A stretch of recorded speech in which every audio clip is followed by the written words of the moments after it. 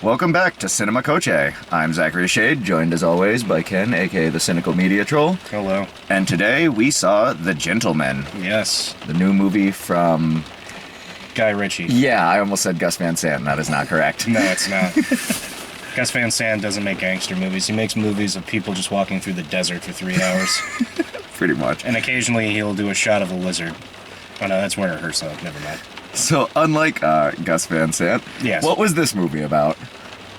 This movie is about English gangsters, Guy Ritchie going back to his roots, which is really nice. It's not fucking Swept Away or A-Team or the Sherlock Holmes movies. There's a little bit more style because he's learned over time, but it's basically about Matthew McConaughey, who's a weed dealer, very big one, like he's the head honcho guy, and how everyone basically wants to fuck him over and steal all his money. There's a lot more at play here, but I'm just going to bastardize it. Yeah, I was just curious exactly how I would go about describe it, because I didn't really know what to say about it. It's a Guy Ritchie film. Just think Lock, Stock, and Two Smoking Barrels, but a little less Vinnie Jones, unfortunately. Yeah, he wasn't in this, which that's my only sad thing. But Colin Farrell does a good job of being just a violent proper gentleman. Colin Farrell was great in it. Oh yeah. Well, I mean, really, everybody was pretty great in it. Well, in all fairness to Colin Farrell, he was even great in The Killing of a Sacred Deer, and he told that kid about jerking off his dad. Yeah. He had to say that line with a straight face, so that man's a damn good actor. Oh Just boy. gonna say. So, as far as Lock, Stock, and Snatch go, as I said, I haven't seen them in like 15 years. Yeah. And for me, I'm just not super into mob movies and like heist movie kind of thing. So, Yeah, those okay. for me felt more like it was style over substance. Which ones? Lock, Stock? Yeah, and Snatch. You would say more so than this movie. Because I enjoyed the plot of this so much more. Okay. Yes, but I can still see somebody having that same reaction that I had. I would say it's more so, actually, in this than compared to Snatch and Lock, Stock, and Two Smoking Barrels, only because this movie gets very meta. Like, there's the point where they point out the difference between shooting digitally and on 16 millimeter, and which is completely right there in front of you. There's the ending where I'm not giving any spoilers, but there's just a whole bunch of reference to the production company Miramax alone, which that was interesting. There's another part, it feels kind of like Lars von Trier, where he has a picture of Uncle in the background at Miramax, which was his last sort of good movie. Because he hasn't made a good movie, in all fairness, since, you could maybe say Revolver with Jason Statham. But that was... I haven't seen... I don't That was know if I've supposed seen to be any of his movies recently. That was supposed to be his return to form, and I think it was just kind of... It was okay. That's exactly where I can see it being even more drawn, though, is the meta, because not only what you talk about does he reference his own movies and himself, but there's also the meta in that Fletcher is telling the story the whole time, and then it's popping back to reality. Which I so enjoyed. The story, I really enjoyed that as well, but it's definitely a choice. There was the little teaser at the beginning. Yeah, I kind of hated that. It wasn't the worst twist. It wasn't a twist. It was just ha-ha tricked you kind of thing. And I always hate that. Where there's a difference where I always think of Dreamcatcher, the part where the guy from Homeland gets hit by the car. Oh, yeah. And they just tell you at the end, why that happened and whatever. And it's okay, fine, that's the twist. As compared to, what happens in the beginning and then it turns out, I guess, without spoiling anything, whatever. It's just, to me, it seemed unnecessary, but at the same time, I like that it happened, and then immediately they rolled the whole credits at the beginning of the movie with a theme song, because it made it feel very kind of 70s or beforehand, because what was it, Star Wars at the first movie that didn't roll the credits until the end, something like that, or the first blockbuster. So it felt old school in that respect. Not that that's a good or bad thing in my opinion, but just that it didn't annoy me so much. I'd say it's and then with the added meta later in the movie, it was amusing for me, rather than kind of It's a very on the nose kind of movie. Where you can tell it's Guy Ritchie kind of sort of giving a middle finger to Hollywood at the same time too, and saying, no, I can still be Lock, Stock, and Two Smoking Barrels guy. I can also make the Sherlock Holmes movies and make these older films that I used to make look a little bit more clean and nicer. There's definitely layers to this movie. Oh, yeah. I think that you can watch it just on the surface and enjoy it, Yes. or you can dive down into the deeper meaning behind some of the symbolism and whatnot that are in it. It's definitely not like a Lars von Trier movie. I know I keep on bringing that up, but because of him bringing himself up in his own films, which is a Lars von Trier thing, like he does that all the time, it's weird, but it's interesting. I guess is the best way I can put it. I think what definitely put this movie over the top of the two aforementioned ones by him also was because I laughed a lot during this movie, way more than I expected to. Oh no, I knew that coming in, because that was a great thing with like Snatch, is it's hilarious because Brad Pitt, you can't understand a single fucking word he says. Meanwhile, there's like English gangsters talking about feeding people to pigs, which that's a returning theme for Guy Ritchie apparently, is pigs. It's either you get eaten by him or you might fuck him. That pig scene, man. Jesus. Yeah, that's a slight spoiler, but I'm not filling in, obviously. It's not enough to matter, and somebody might go, oh yeah, once they see it. Well, maybe like the one PETA person who watches this will go, it's like, how dare they fuck a pig? I don't approve of this movie now, and will boycott it for years. I don't really remember Snatch or Lock, Stock, but I don't recall finding them that funny. I know there was humor. Dark humor.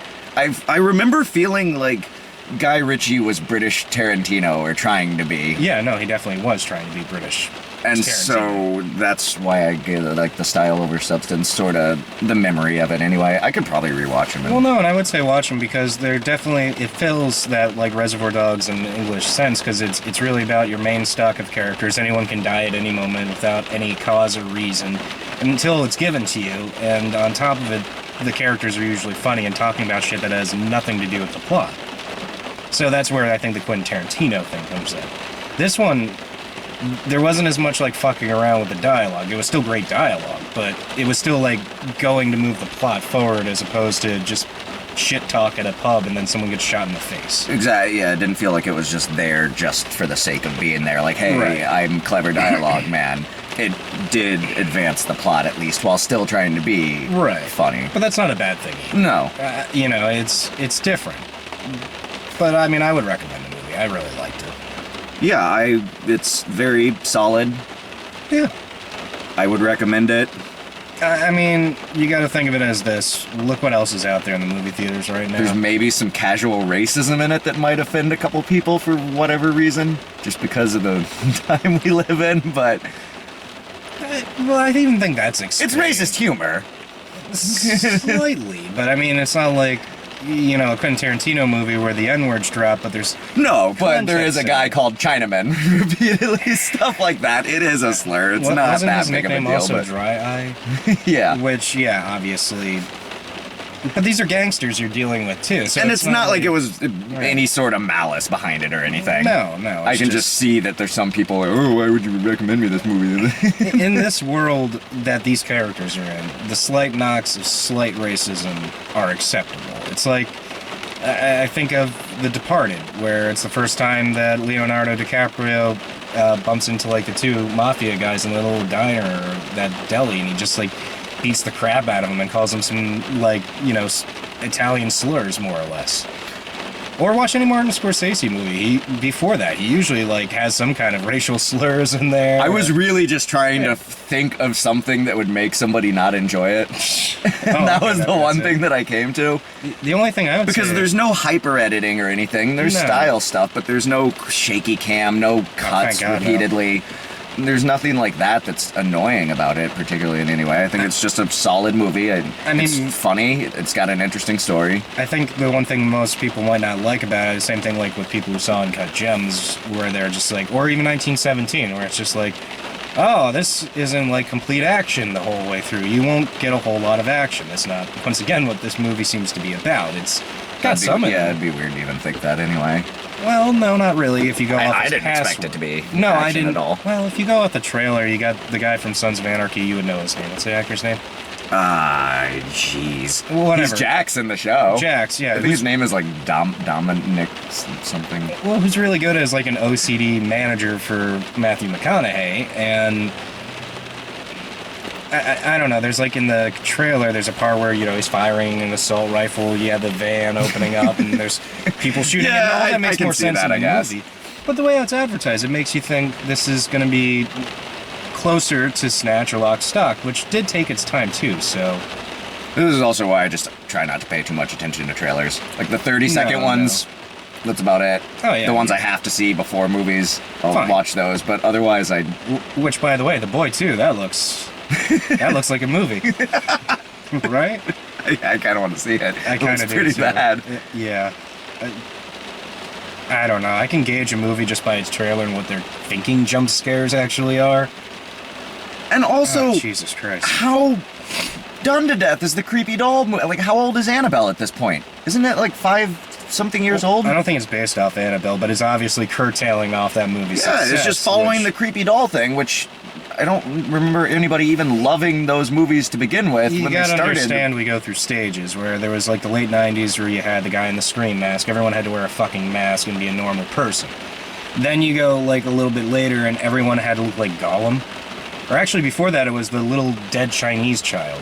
Like the Grudge With movies. this and all comparison, that. outside of Scream, I'd say any other 90s slasher movie.